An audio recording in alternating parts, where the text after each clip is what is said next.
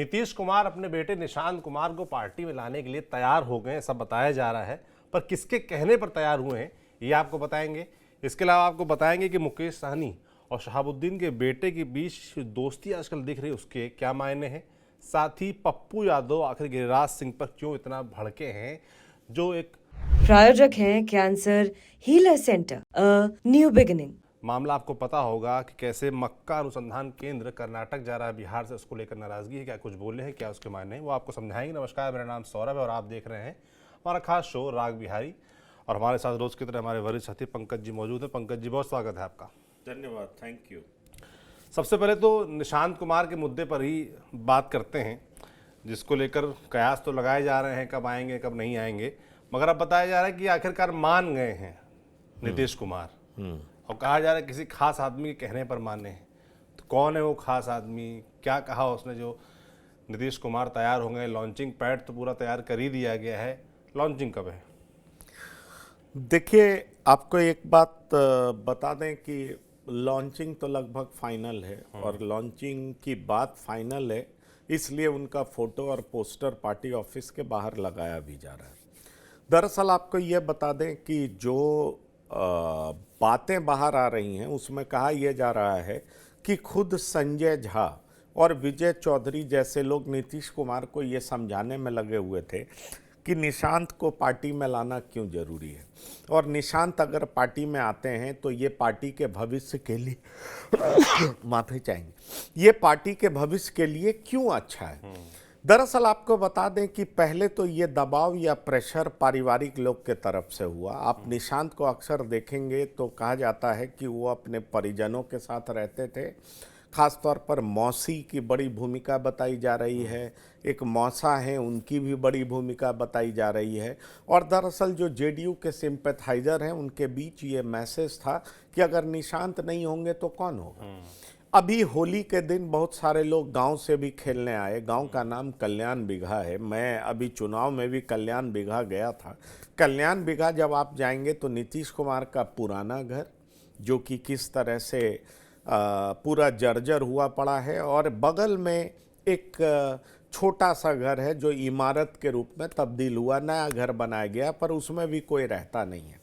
और साथ ही साथ एक जो उनकी ज़मीन है उस पे नीतीश कुमार अपने पिता, माता और पत्नी का स्मारक बनाए हुए हैं, उसमें बाग बगीचा भी है, तो वो देखने में बहुत खूबसूरत दिखता है। पर आपको बता दें कि कल्याण बिघा गांव में आपको सारी सुविधाएं नज़र आएंगी। वहाँ बैंक भी है, वहाँ पोस्ट ऑफिस भी है, वहाँ अस्पताल भी है, और वहाँ हर विभाग काम करता हुआ दिखेगा, बिजली ऑफिस भी है, तमाम तरह की सुविधाएं। दरअसल जो वहाँ के लोग हैं उनको लगने लगा कि अब नीतीश के बाद कौन, और नीतीश के बाद कौन, तो लोग खुल करके बाहर आने लगे, परिजन बाहर आने लगे, नीतीश कुमार के रिश्तेदार बाहर आने लगे, सिंपैथाइजर बाहर आने लगे, दोस्त बाहर आने लगे, और लगातार ये दबाव बनाने लगे कि क्यों नहीं निशांत को पॉलिटिक्स में लाया जाए। और निशांत पॉलिटिक्स में नहीं आएंगे तो जेडीयू की पॉलिटिक्स बचेगी नहीं, जेडीयू का वोट बैंक बिखर जाएगा।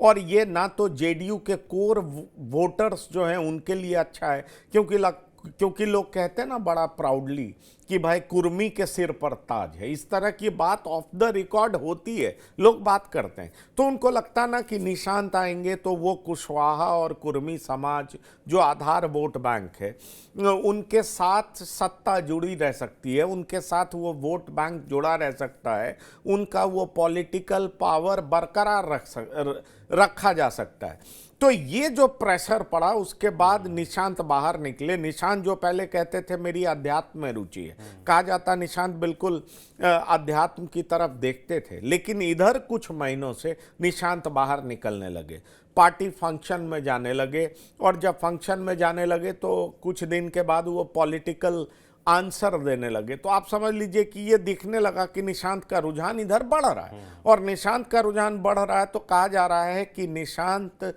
की नानी घर के तरफ से, अगर आप कहें मौसी और ये लोग इन्वॉल्व हुए, फिर नीतीश कुमार के कई रिश्तेदार दोस्त इन्वॉल्व हुए जो काफ़ी करीबी हैं, उनकी बहन, फूफा, इन लोगों का इन्वॉल्वमेंट बताया जा रहा है कि वो ये चाहते रहे कि निशांत पॉलिटिक्स में आए, निशांत नीतीश कुमार की विरासत को आगे लेकर के जाए। और जब उन लोग का इन्वॉल्वमेंट हुआ और फिर जो जेडीयू का कैडर वो हतोत्साहित था, उसके अंदर उत्साह की कमी हो चुकी थी। उसको लग रहा था नीतीश कुमार अब बूढ़े हो रहे हैं, नीतीश कुमार का पॉलिटिक्स बहुत दिन तक बचा हुआ नहीं है। ये आवाज़ बड़ी तेजी से उठने लगी, बिहार के जन जन तक ये आवाज़ पहुंच चुकी थी। और दरअसल इसीलिए पार्टी ने एक तरीके से एक रणनीति बनाई कि अगर हम निशांत को ले आएंगे तो जो हमारा वोट बैंक है उसके सामने ये मैसेज रहेगा कि नहीं, भविष्य है। और भविष्य है तो कौन है? निशांत है। निशांत कौन है? तो नीतीश कुमार के बेटे हैं। तो निश्चित तौर पर नेता के बेटे पर लोगों का विश्वास बरकरार रह सकता है। अब ये क्या पिता की तरह विश्वास कायम रखेंगे, ये एक अलग सवाल है, ये भविष्य के गर्भ में छिपा हुआ है। लेकिन फिलहाल जो नीतीश कुमार के साथ जुड़ा हुआ वोट बैंक है उसको साधे रखने के लिए निशांत की जरूरत तो थी। और इसी निशांत की जरूरत को पहले परिवार के लोगों ने समझा, फिर परिवार के मित्रों ने समझा, फिर ये बात कैडर तक पहुंची, कैडर का दबाव बढ़ने लगा। जब दबाव बढ़ने लगा तो नीतीश कुमार होली में उनको बाहर लेकर के आए। फिर आप देखिए विजय चौधरी और संजय झा के कंधे पर हाथ रखे हुए हैं। और अब परिजन भी कह रहे हैं कि संजय झा और विजय चौधरी भी चाहते हैं कि निशांत पॉलिटिक्स में आए। तो मेरे पास ये जानकारी है कि उनको ग्रूम किया जा रहा है, उनको बताया जा रहा है कि पब्लिक में कैसे बिहेव करना है, पब्लिक में क्या बात करनी है, कभी भी गुस्से में नहीं आना है, कैसे मीडिया को हैंडल करना है, किस बात का जवाब देना है, बहुत नेगेटिव नहीं होना है, आक्रोशित नहीं होना है, आपको कैसे पब्लिक में कंपोजर मेंटेन रखना है। ये तमाम तरह की ट्रेनिंग उनको दी जा रही है। और आपको बता दें कि उनके गुरु भी हैं, राजनीतिक गुरु भी हैं, जो कि उनको समझा रहे हैं, उनको ग्रूम कर रहे हैं, उनको तैयार कर रहे हैं। और ये बात साफ है कि 49 साल के हो चुके हैं निशांत, उनकी शादी अभी नहीं हुई है। ये भी चर्चा का विषय है, हो सकता है आगे शादी हो जाए, क्योंकि जब सलमान खान अभी तक एलिजिबल बैचलर कहलाते हैं तो निशांत भी एलिजिबल बैचलर हैं भाई। मुख्यमंत्री बन के मुख्यमंत्री बन करके शादी कर सकते हैं। कई ऐसे लोग हैं ना जिन्होंने जो उप मुख्यमंत्री बने तब उन्होंने शादी की। आप देख लीजिए झारखंड के डिप्टी सीएम की शादी कब हुई थी, ऐसे कई लोग हैं। तेजस्वी यादव की शादी कब हुई? उप मुख्यमंत्री बनने के बाद हुई है शादी। तो आप समझ लीजिए कि जब इस तरह की बातें होती है तो निश्चित तौर पर एक बात तो साफ समझ में आ रहा है कि जेडीयू को उसका भविष्य मिल गया। शादी वादी होती रहेगी देर सवेर, पर जेडीयू का कमान कौन संभालेगा? तो नीतीश कुमार का बेटा संभालेगा, निशांत संभालेंगे। निशांत को तैयार किया जा रहा है, प्रॉपर टाइम का इंतजार किया जा रहा है। निशांत की लॉन्चिंग होगी, भले ही अभी शब्दों में बयान नीतीश कुमार नहीं कर रहे हैं। और सोचिए कि जब विजय चौधरी कहने लगे कि ये नीतीश कुमार को तय करना है कि वो किस भूमिका में होंगे, उनकी पार्टी है, वो कैसे राजनीति करेंगे, वो क्या करेंगे, तो अब कहने के लिए रह क्या जाता है? बस दिन और समय की ही तो बात है। पर आपको इतना हम बता सकते हैं कि निशांत के परिजनों में, रिश्तेदारों में, तमाम लोगों में खुशी का माहौल है कि निशांत अब पॉलिटिक्स संभालेंगे, पॉलिटिक्स में आएंगे। अगर आप कैडर की बात करें उनमें भी बहुत खुशी का माहौल है। तो ये कहा जा सकता है कि जेडीयू को उसका भविष्य मिल गया है और इस वजह से बहुत लोग काफी खुश हैं। लेकिन आप कह रहे हैं कि पार्टी कैडर और पार्टी के बड़े नेता ही नहीं, जो पारिवारिक लोग हैं, रिश्तेदार हैं, जिनके निगरानी में निशांत बड़े हुए हैं, वो लोग भी इन्वॉल्व हुए हैं कि कैसे राजनीति में जो एंट्री उनकी रुकी हुई है वो ब्लॉकेज खत्म हो, वो राजनीति में आए।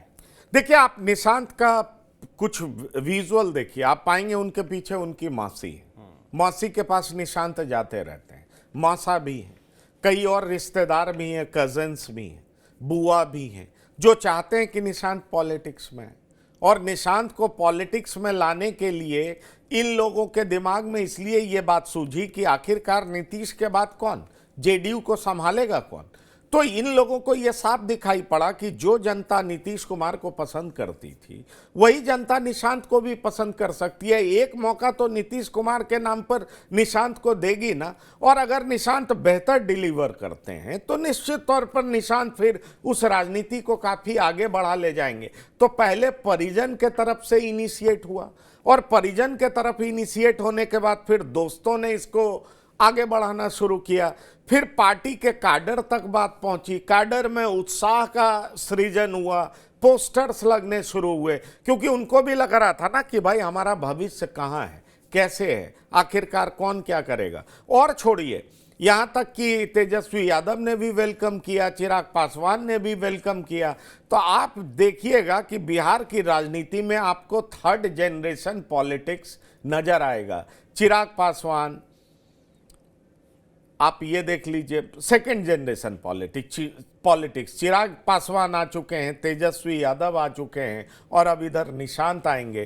तो ये तीनों समाजवादी पार्टी की पृष्ठभूमि से निकले हुए नेताओं के सुपुत्र पॉलिटिक्स में होंगे। तो आप इससे समझ सकते हैं कि बिहार का पॉलिटिक्स आगे किस तरफ जा रहा है। बिहार का पॉलिटिक्स आगे किस तरफ जा रहा है, इसी से हमारा दूसरा सवाल जो है आपसे बनता है कि मुकेश सहनी और शहाबुद्दीन के बेटे ओसामा शहाब, ये दोनों मिलकर 24 तारीख को मुजफ्फरपुर में इफ्तार पार्टी दे रहे हैं। बाकायदा पोस्टर छपे हैं, सोशल मीडिया पर शेयर किया जा रहा है। तो इन दोनों की दोस्ती के क्या मायने निकाले जाएं पंकज जी? देखिए, इसके मायने बहुत गंभीर हैं। दरअसल आप ये देखिए कि ओसामा को लाया क्यों गया, ये समझना बहुत जरूरी है। एक तो नाम ही बहुत खतरनाक है, ओसामा, और ये नाम रखने का मतलब क्या है, क्योंकि ओसामा का नाम सुनते ही पूरी दुनिया थर्रा उठती थी। और वैसे ये भी शहाबुद्दीन के सुपुत्र हैं, ओसामा नाम है इनका। वैसे ये पढ़े लिखे विदेश से हैं, पर इन पे भी कई मुकदमे हैं और बहुत तरह के आरोप भी हैं, पर मैं वो बात नहीं करूँगा। सवाल ये है कि ओसामा और ये क्यों मिल रहे हैं। दरअसल कहें आप तो एक मुस्लिम नेता और दूसरे दलित मल्लाह के नेता। देखिए, आपको ये बता दें कि जिस तरीके से मुकेश सहनी अपनी पार्टी के लिए 60 सीटें मांग रहे हैं और जिस तरीके से वो ओसामा को लेकर के घूम रहे हैं, निश्चित तौर पर मल्लाह और मुस्लिम का गठजोड़ बनाने का प्रयास है।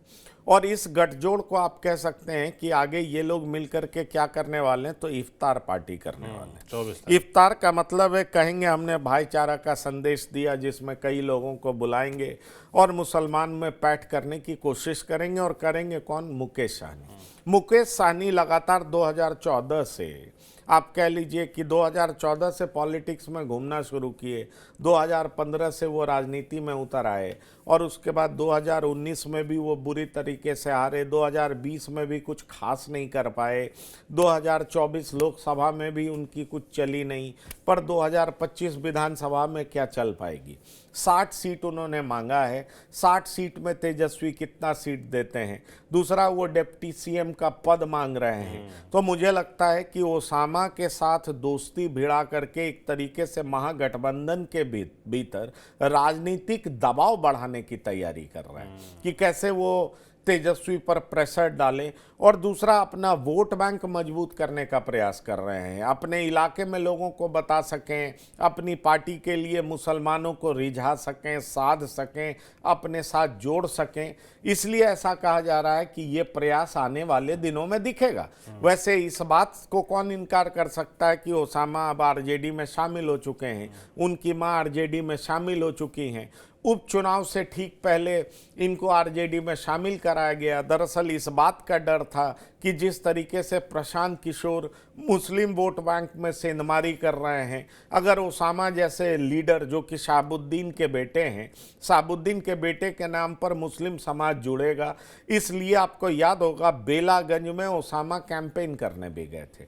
35 साल से आरजेडी हारी नहीं थी, लेकिन ओसामा पहुंचे, लालू प्रसाद पहुंचे, पर जन स्वराज पार्टी ने एक मुस्लिम उम्मीदवार उतार दिया। मुस्लिम उम्मीदवार उतरा तो हुआ क्या कि आरजेडी हार गई। जो पार्टी 35 साल से वहां हारी नहीं थी, वो हार गई इसलिए क्योंकि मुस्लिम वोट बैंक छिटक गया। तो मुस्लिम वोट को साधे रखना आरजेडी के लिए बड़ी चुनौती है। इधर कन्हैया यात्रा पर निकले हुए हैं, कन्हैया की भी मुस्लिम समाज में अच्छी लोकप्रियता है। सवाल उठता अगर कांग्रेस जुड़ी रहती है तो फायदा महागठबंधन को होगा, लेकिन अगर कांग्रेस अलग कुछ करने का प्रयास करेगी तो मुस्लिम वोट बटेगा। क्या होगा ये देखना दिलचस्प होगा, किस तरह से वोटिंग होगा ये देखना दिलचस्प होगा। लेकिन मुझे तो दो वजह बहुत साफ दिखाई पड़ती है कि एक तरफ ओसामा को लेकर के मुकेश सहनी घूम रहे हैं, मतलब मुस्लिम समाज के साथ मजबूत गठजोड़ करने की तैयारी, और दूसरा महागठबंधन के भीतर राजनीतिक दबाव बनाने की कोशिश है। बिल्कुल, दबाव बनाने की कोशिश जो कि सभी राजनीतिक दल इस वक्त बिहार में कर रहे हैं आने वाले विधानसभा चुनाव के मद्देनज़र। अब एक और मुद्दा जिसको लेकर दबाव बनाया जा रहा है विपक्ष द्वारा सरकार पर, वो है मक्का अनुसंधान केंद्र का, जो कि बेगूसराय से कर्नाटक के शिवमोगा में शिफ्ट किया जा रहा है। तेजस्वी यादव ने पूछा है कि बिहार से क्या दिक्कत है प्रधानमंत्री जी, इस तरह की बातें हो रही हैं। और इसी बीच पप्पू यादव ने भी गिरिराज सिंह पर हमला बोल दिया है। मामला बड़ा हो रहा है पंकज जी, राजनीतिक रंग ले चुका है, एक बड़ा सेंटर जा रहा है बिहार से निकल के कर्नाटक। देखिए, इसमें कोई शक नहीं है। हम आपको ये बता दें कि ये जो पप्पू यादव आवाज़ उठा रहे हैं, पप्पू यादव ने बड़े कड़े शब्दों में गिरिराज सिंह की निंदा की है। उन्होंने कहा है कि इतना हट्ठा खट्ठा दिखने वाला व्यक्ति इतना कमज़ोर कैसे है और वो कुछ बोल क्यों नहीं पा रहा है। दरअसल ये सब राजनीतिक बयानबाजी है, लेकिन सीधा अगर आप मतलब देखें तो बहुत साफ है कि मक्का रिसर्च सेंटर बेगूसराय में है।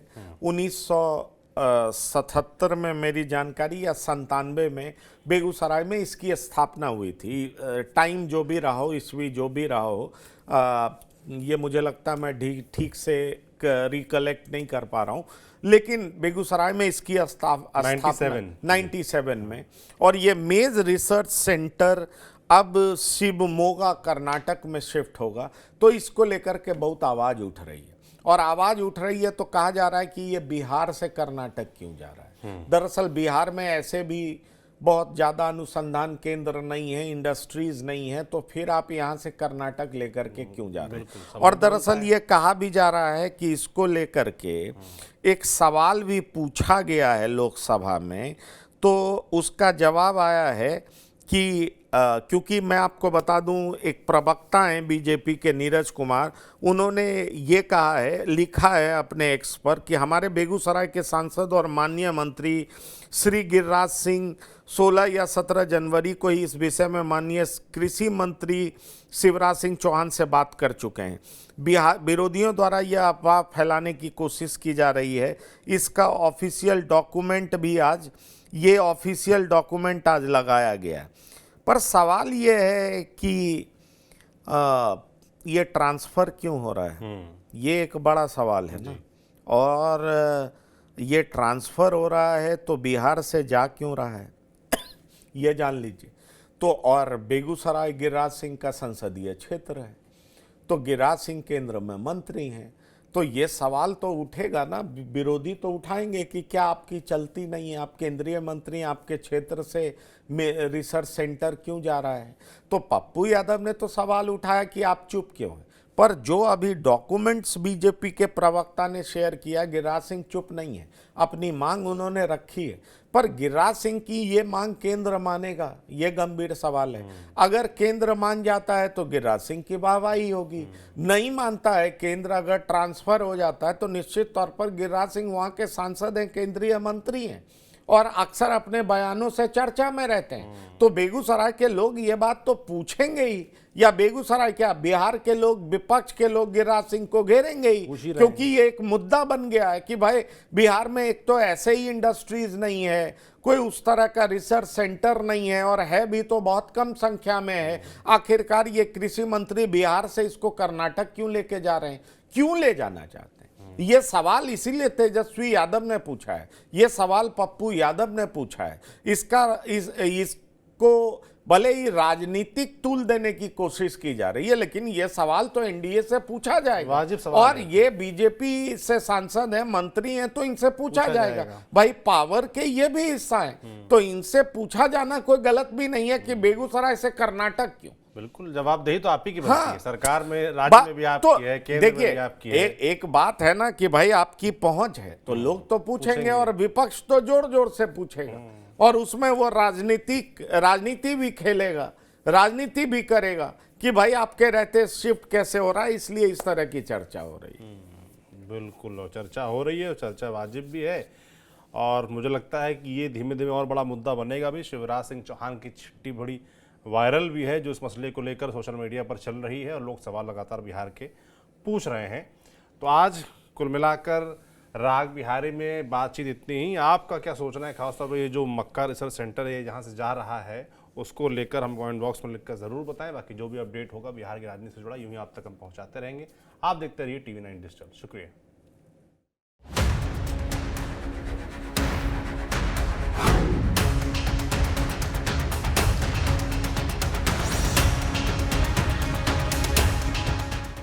प्रायोजक हैं cancer healer centre, a new beginning.